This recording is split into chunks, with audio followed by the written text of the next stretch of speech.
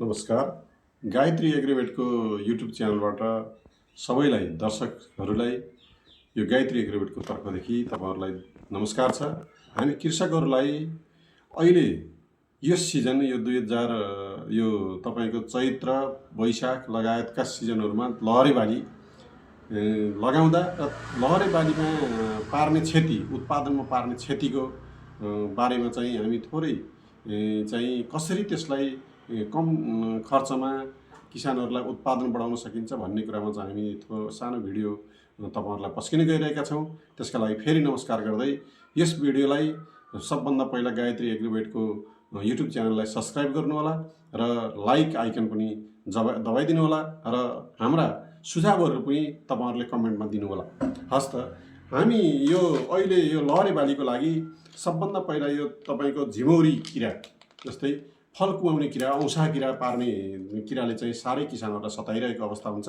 त्यसका लागि त्यसलाई न्यूनीकरण गर्नका लागि हामीले यो फेरोमेन ट्र्याप बनाउने घरायसी घरमा फालिएका टुक्रा टाक्रीबाट फेरोमेन ट्र्याप बनाउने जुन विधि चाहिँ हामी तपाईँहरूलाई सिकाउन गइरहेका छौँ।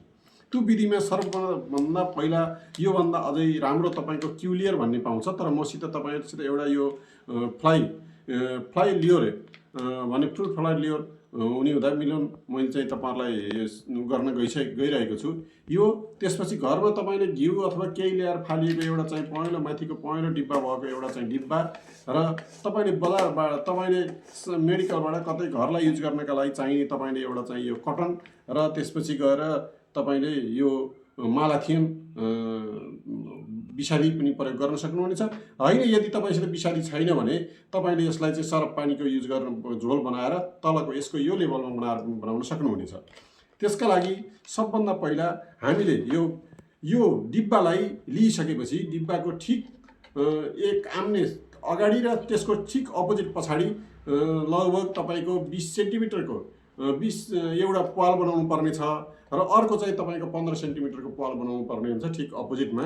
त्यसले गर्दा त्यो पाल बनाएर तपाईँले रेडी गर्नु भएको छ भने त्यसपछि माथि यहाँ चाहिँ सानो पाल तपाईँहरूले बनाउनु होला, जुन पालले तारहरू राखेर यो तपाईँको क्युलियर अथवा चाहिँ मालाथियनको झोलको कटन भिजाएर यसमा चाहिँ राख्न सक्नुहुनेछ र त्यसले भाले जुन झिमौरीहरू यसले आकर्षण गर्नेछ र जति पनि भाले झिमौरीहरू यहाँ गएर तपाईँको बस्ने त आकर्षण पोथीका गन्धका कारणले आकर्षण भएर उनीहरूको यहाँ चाहिँ उनीहरूलाई ट्र्यापमा पार्ने चाहिँ काम गर्नका लागि यो फेरोमेन ट्र्याप बनाइएको हो। यसले चाहिँ हाम्रो उत्पादनमा लाई वास्तवमा विषादीविहीन बनाउन पनि सकिन्छ र अर्को यसले विषादीले पनि यो झिमौरी लगायतका क्रियाहरूलाई खासै काम नगर्ने हुँदा त्यसलाई पनि नियन्त्रण गरी उत्पादनमा चाहिँ बढाउन सकिन्छ र फललाई उत्पादन मात्र होइन, फललाई स्वस्थ र एकदम कतै पनि नबिग्रेको सर्लक्क लामो राम्रो खालको फलहरू पनि उत्पादन गर्न सकिन्छ। त्यसकारण म यो बनाउनका लागि हामीसित चाहिने सबभन्दा सामग्रीहरूमा अनिवार्य रूपमा तपाईँहरूले धेरै महँगो पर्दैन। यो बनाउन सक्नुभयो भने प्रति कट्ठा तपाईँले 3 देखि 4 वटा फेरोमेन ट्र्याप राखेर सक्नुभयो भने किसानहरूलाई यसको उत्पादन चाहिँ राम्रो हुनेछ। त्यसो भएर तपाईँहरूले कति बनाउने त भने कतिपय किसानहरूले भन्नुहुन्छ एक कट्ठामा चाहिने भनेको जम्मा 4 पिस हो र हामी अहिले तपाईँहरूलाई 1 पिस मात्रै बनाउन गइरहेका छौँ। यसमा यो एउटा चाहिँ तपाईँको फ्लु लियोर ल्याउनु होला। त्यसपछि गएर यो मालाथियनको झोल छ, यसमा चाहिँ मालाथियन 50% इसीवाला चाहिँ युज गर्नु होला। त्यसपछि कटन युज गर्नेछौँ।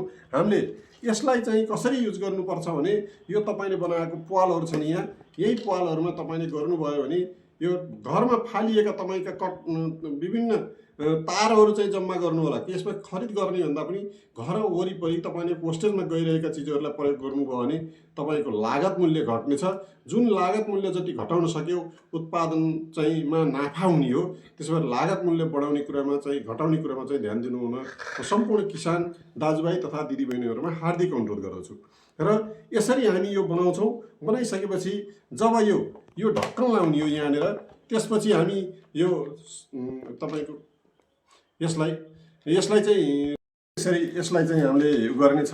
त्यसपछि यो चाहिँ तपाईँको यो ट्याब्लेटलाई यहाँ यो ट्याब्लेट यसभित्र लिउर छ, यसलाई चाहिँ यहाँ यसरी झुन्डाउने छौँ।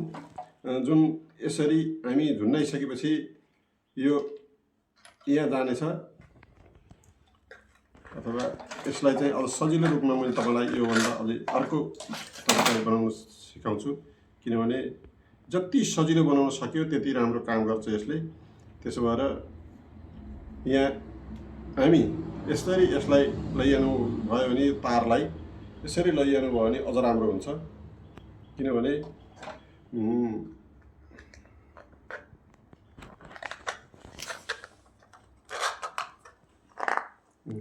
यसरी गएको छ। अब हामी यसलाई दुईवटा तरिकाले गराउन सक्नेछौँ। एउटा चाहिँ तपाईँको यही कटन राखिदिने हुन्छ एउटा विधि। म तपाईँहरूलाई यही कटन राखिदिने विधि भन्दा पनि यसमा चाहिँ यो उसमा पानी राखेर यसमा चाहिँ थोरै बिसारी एउटा राख्ने प्रविधि सिकाउन गइरहेको छु, जुन थोरै यति बिसारी तपाईँको यसै कटनमा हामी यो मालाथिन बिसादी युज गर्नुपर्ने हुन्छ।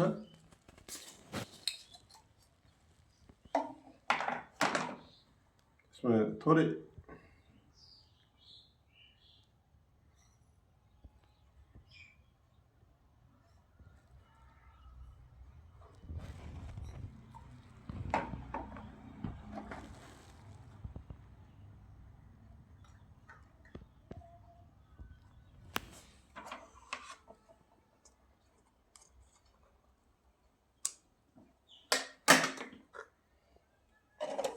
यसरी राखेको छौँ। जब अब यो हाम्रो लगभग तपाईँको फेरोमिन ट्र्याप तयार भयो। यो ट्र्यापलाई हामी लगेर हाम्रो खेतबारीमा लगेर झुन्डाउने छौँ र यसमा त्यो खालका किराहरू यसमा आएर बस्छन् र पर्छन्। यसरी चाहिँ हामीले यसलाई झुन्डाइन्छ। यो चाहिँ हाम्रो तपाईँको झिमौरी किरा नियन्त्रणका लागि र फल कुहिने औँसा पर्ने जुन समस्याका लागि नियन्त्रण विधि हो। यसले चाहिँ तपाईँहरूलाई यो आवश्यक पर्यो भने गायत्री एग्रोवेटमा आएर लिन सक्नुहुनेछ र थप सुझाव र सहयोग आवश्यक पर्यो भने कृषि सम्बन्धी अरू कुराहरू पनि आवश्यक पर्यो भने तपाईँहरूले हामीसित सल्लाह लिन सक्नुहुनेछ भन्दै हाम्रो यस भिडियोलाई सबैले सब्सक्राइब गरिदिनु होला र पुरा रूपमा हेरिदिनु होला र थप कुनै यो सम्बन्धी भिडियो कुनैहरू आवश्यक पर्यो भने सुझाव सल्लाह आवश्यक पर्यो भने हामीलाई कमेन्टमा गएर तपाईँले आफूलाई नम्बर र युट्युबमा गएर यसलाई चाहिँ हेर्नु होला र युट्युबको कमेन्टमा हाम्रो उसमा गएर